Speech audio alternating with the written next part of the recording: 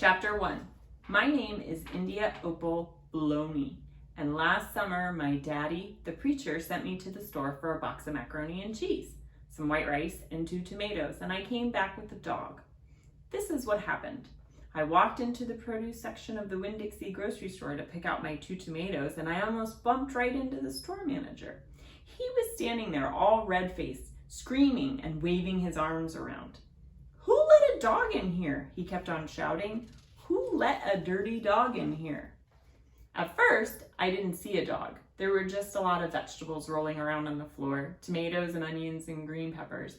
And there was what seemed like a whole army of Winn-Dixie employees running around waving their arms just the same way the store manager was waving his. And then the dog came running around the corner. He was a big dog and ugly, and he looked like he was having a real good time. His tongue was hanging out and he was wagging his tail. He skidded to a stop and smiled right at me.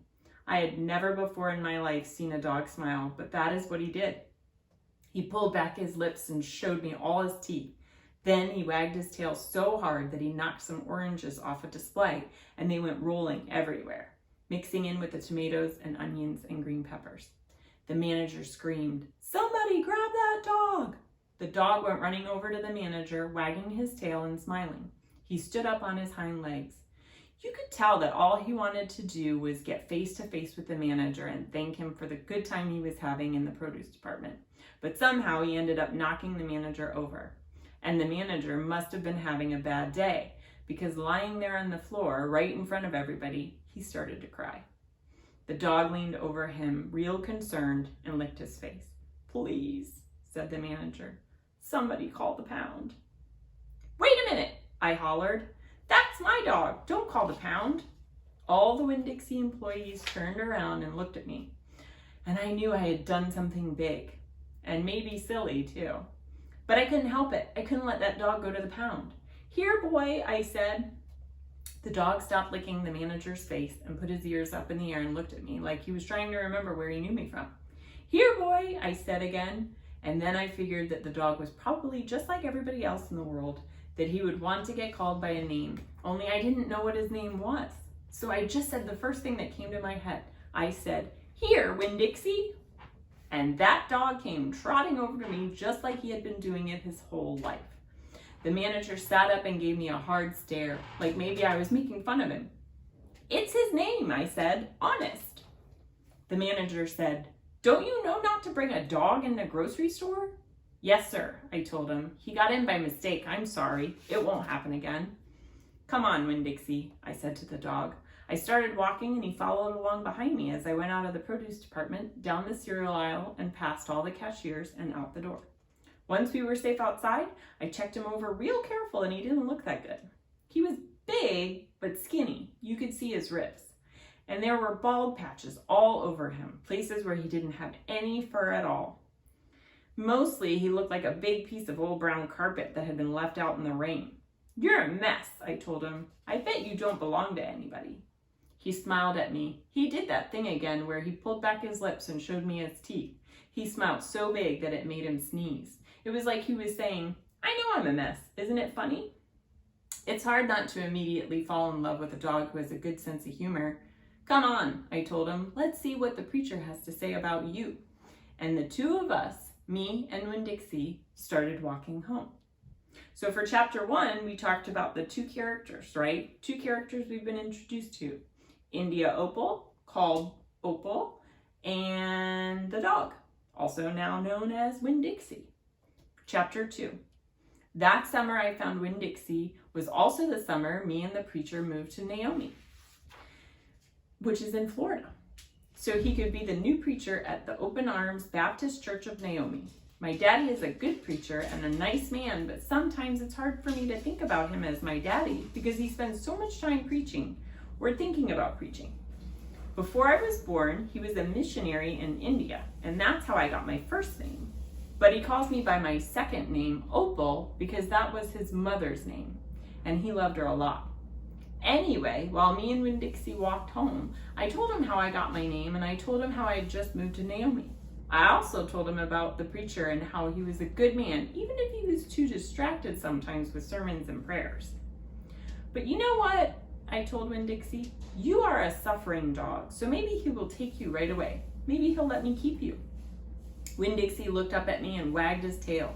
He was kind of limping, like something was wrong with one of his legs, and I have to admit, he stunk bad. He was an ugly dog, but already I loved him with all my heart. When we got to the Friendly Corners trailer park, I told Winn-Dixie that he had to behave right and be quiet because this was an all-adult trailer park. And I got to live in it because the preacher was a preacher, and I was a good, quiet kid.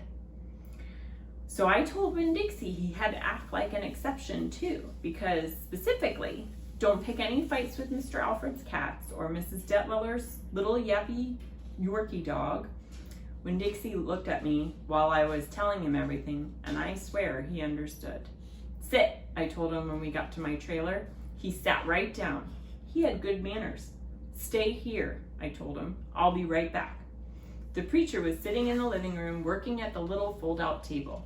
He had papers spread all around him, and he was rubbing his nose, which always means he's thinking. Daddy, I said. He said back. Daddy, do you know how you always tell me that we should help those less fortunate than ourselves? Vocabulary word. He said. He rubbed his nose and looked around at his papers. Well, I said, I found a less fortunate at the grocery store. Is that right? He said. Yes, sir, I told him. I stared at the preacher really hard. Sometimes he reminded me of a turtle hiding inside its shell, in there thinking about things and not ever sticking his head out into the world. Daddy, I was wondering, could this less fortunate, could he stay with us for a while? Finally, the preacher looked up at me. Opal, he said, what are you talking about? I found a dog, I told him, and I want to keep him. No dogs, the preacher said. We've talked about this before. You don't need a dog. I know it, I said. I know I don't need a dog, but this dog needs me. Look, I said. I went to the trailer door and I hollered, Winn-Dixie! Winn-Dixie's ears shot up in the air and he grinned and sneezed, and then he came limping up the steps and into the trailer and put his head right in the preacher's lap, right on top of a pile of papers. The preacher looked at Winn-Dixie. He looked at his ribs and his matted up fur and the places where he was bald. The preacher's nose wrinkled up. Like I said, the dog smelled pretty bad. Winn-Dixie looked up at the preacher. He pulled back his lips and showed the preacher all of his crooked yellow teeth and wagged his tail and knocked some of the preacher's papers off the table. Then he sneezed and some more papers fluttered to the floor. What did you call the dog?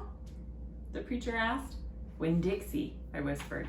I was afraid to say anything too loud. I could see that Winn-Dixie was having a good effect on the preacher. He was making him poke his head out of his shell.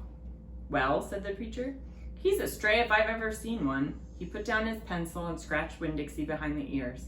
And a less fortunate too, that's for sure. Are you looking for a home? The preacher asked real soft to Winn-Dixie. Winn-Dixie wagged his tail. Well, the preacher said, I guess you found one. That was the end of chapter 2. So we will pick back up on Thursday for chapter 3. Have a great day.